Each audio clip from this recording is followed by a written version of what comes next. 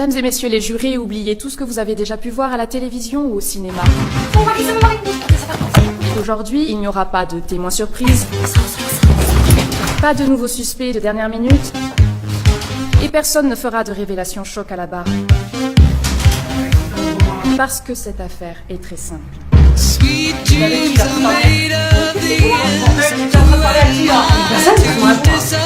De quoi je parle? Margaret Everton, épouse de Mark Everton ici présent, a été assassinée.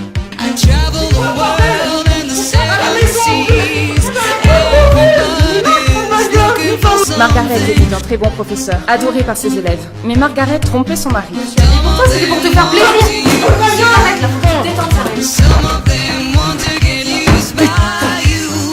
Un soir, Mark l'a découvert. Il est devenu fou de rage, littéralement. La voisine, agacée par ce tapage nocturne, a appelé la police. Je vais appeler la police, arrête! C'est mes voisins, ils font du bruit tous les soirs. J'ai mal à la tête. Faut vraiment que vous veniez là tout de suite. Et quand le policier est arrivé sur les lieux, il a trouvé Margaret morte.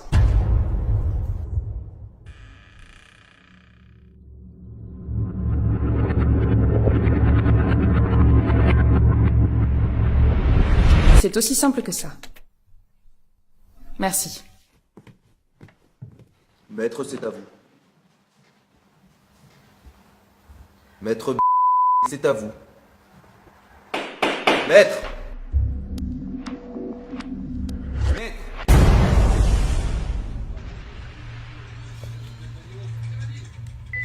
Le procès Everton, vous devez le perdre. Votre client Mark Everton doit être reconnu coupable. Si vous gagnez le procès, s'il est acquitté, je vous jure que je vous mettrai une balle dans la tête. C'est compris? La vitesse de propagation, Marie. C'est compris? Je suis aveugle, je ne suis pas sourd. De la lumière dans le vide. Eh oui, voilà. Oui? Eh bien, vous ne faites pas votre introduction? Non. Très bien, alors continuez, madame la procureure. J'espère que vous savez ce que vous faites. J'appelle à la barre mademoiselle Moine, la voisine qui a appelé la police ce soir-là. Vous allez céder au chantage et perdre le procès. Vous avez peur J'ai l'air d'avoir peur de mourir. Vous avez surtout l'air en manque. Qui avez-vous vu entrer chez madame Everton ce soir-là? Ça fait 4 mois aujourd'hui. Combien de temps je vais devoir attendre encore? Monsieur Everton. Vous pensez que votre maître chanteur est impliqué dans l'affaire? Non, c'est manifestement quelqu'un qui aimait beaucoup la victime et qui est persuadé que mon client est bel et bien son meurtrier. Et comme vous êtes son avocat, il vous déteste sûrement autant qu'il déteste votre client. Et ce soir-là, après avoir appelé la police... Il est probablement ici en ce moment même. On cherche donc quelqu'un qui vous déteste ici.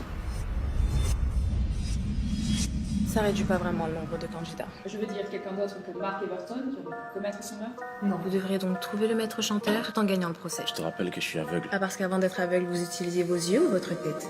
Je n'ai pas d'autres questions. Acte 1, la voisine. Vous avez déclaré avoir vu Marc rentrer chez lui ce soir-là. Vous l'avez vu de dos ou de face? De dos. Alors comment pouvez-vous être sûr que c'était lui? L'accusé a reconnu lui-même être rentré chez lui à cette Il y a heure-là. différentes manières de reconnaître quelqu'un de dos. Sa démarche, sa carrure, sa taille. Sa taille. Oui, sa taille. Je vous les mets à 1m90 du sol. Comme vous faites plus d'1m90, grâce à ça, vous saurez que vous êtes au milieu de votre salon. Merci qui?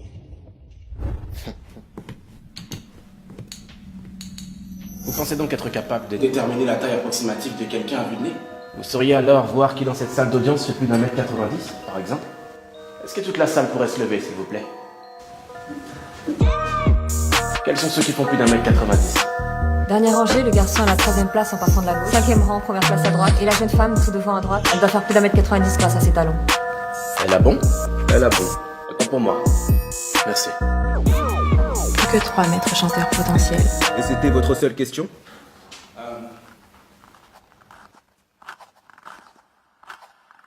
Vous avez surtout l'air en manque. Pourquoi est-ce que vous vous droguez, vous? Je reformule. Est-ce que vous vous droguez? Qu'est-ce que ça vient faire dans ce procès? S'assurer de la crédibilité du témoin. Objection rejetée. Répondez à la question, s'il vous plaît. Pas souvent. Vous êtes-vous drogué ce soir-là?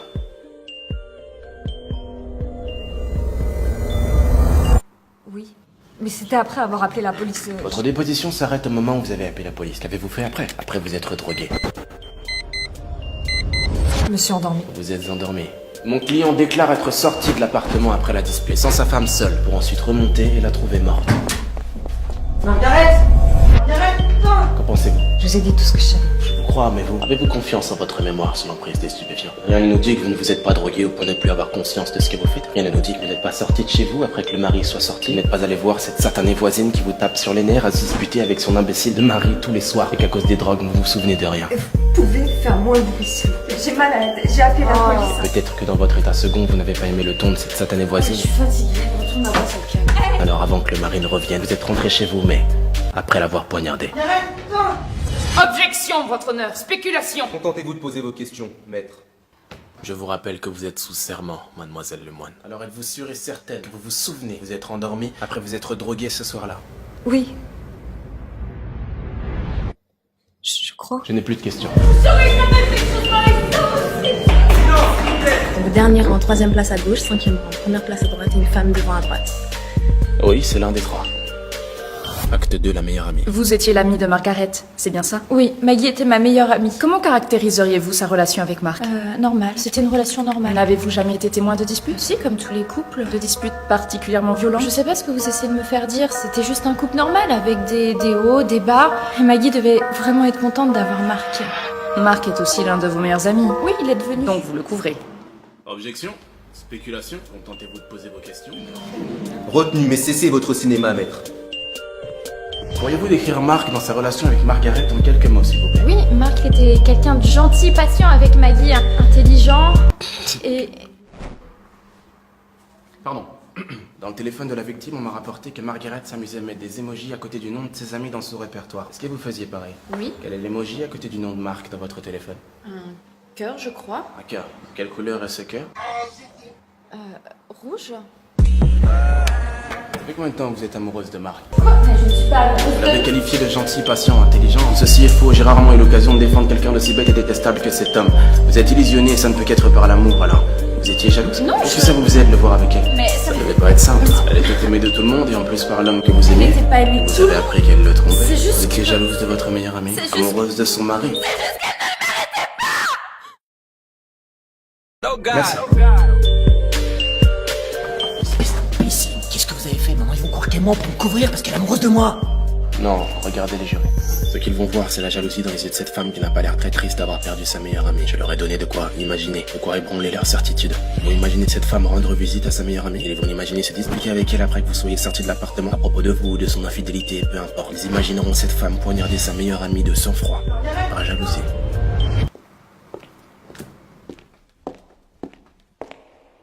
Plus que 2 maîtres chanteurs potentiels. Vous en avez éliminé un sur les 3? La femme du premier rang. Et la jeune femme, elle doit faire plus d'1m90 grâce à ses talons. Ça peut pas être elle, j'ai entendu ses talons. Ah oui, évidemment. Ah, me regarde pas comme ça.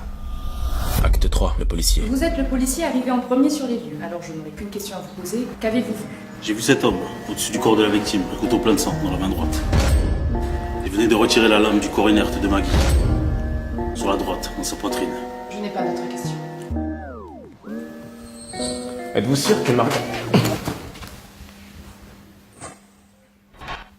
Excusez-moi, j'ai des petits problèmes de vue. Enfin, vous voyez ce que je veux dire? Parce que moi, non. Êtes-vous sûr que Margaret était déjà morte lorsque vous êtes arrivé? Oui. Peut-être que si vous aviez réagi rapidement, que si vous lui aviez appliqué les premiers soins... Qui vous me prenez? J'ai tenté d'arrêter le saignement, mais il est déjà trop tard. Est-ce que vous pensez que si vous aviez été plus rapide, vous auriez peut-être pu la J'aurais pas pu être plus rapide. Je connais mon job et vous le savez très Vous avez bien. pris combien de temps? Moins de 3 secondes. J'ai ouvert un tiroir, pris une serviette et appuyé sur la La blessure. moindre hésitation lui aurait été J'ai fatale. dit que j'ai mis moins de 3 secondes. 3 secondes. 3 secondes! J'ai ouvert le tiroir et pris la serviette en moins de 3 Vous secondes. avez ouvert les tiroirs et pris la serviette sans hésitation. Sans la moindre hésitation! Comment saviez-vous dans quel tiroir était la serviette?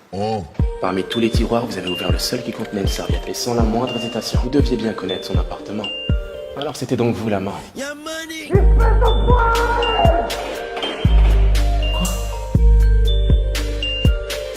Ça m'a étonné quand vous avez appelé la victime Maggie. Du corps inerte de Maggie. Évidemment que vous étiez le premier policier sur les lieux, vous étiez déjà caché quelque part à vous rhabiller dans les meubles. Qu'est-ce que vous pensez de mes déductions? N'importe quoi! Pourquoi vous êtes resté? Vous écoutiez la dispute, vous vouliez vous assurer qu'elle ne dise pas votre nom? Je comprends, il en va de votre réputation, de votre boulot. Vous dites n'importe quoi! Vous aurez balancé tôt ou tard pour sauver son couple, et vous le saviez alors. Avez-vous attendu que le mari sorte pour y retourner et faire taire Margaret à tout jamais? Si vous continuez à dire n'importe quoi!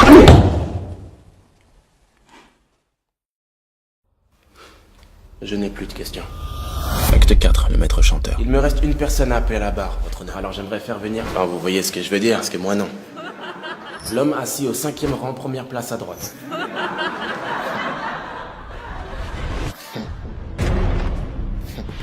À droite. Vous êtes l'un des étudiants de la victime, n'est-ce pas? Elle s'appelle Margaret Everton. Qu'est-ce que vous attendez de ce procès? Margaret Everton! Vous défendez son meurtrier pour l'argent. Mon client n'a pas été déclaré Tout coupable. ce cinéma pour embrouiller tout le monde alors que vous savez très bien qu'il a assassiné Madame Everton. Vous ne perdez rien pour attendre.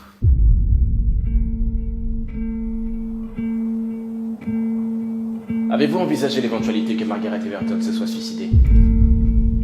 Quoi? Elle venait de perdre son mari et bientôt ses amis, sa réputation. C'était votre professeur, vous l'imaginez forte et intelligente, mais peut-être qu'elle était assez vulnérable pour se donner la mort. Vous allez beaucoup Elle était trop déjà loin. infidèle, elle aurait très bien pu être faible. Je vous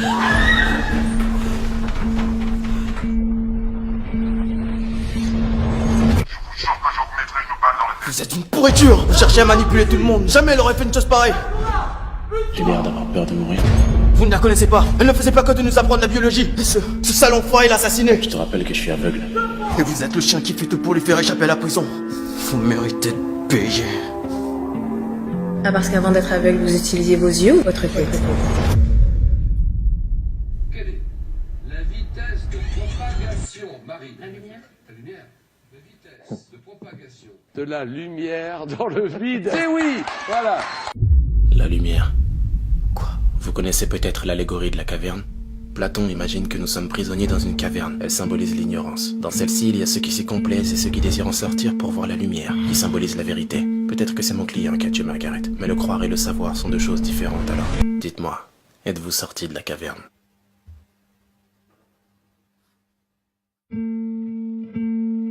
Bouge pas! Reste tranquille! Acte 5, les jurés.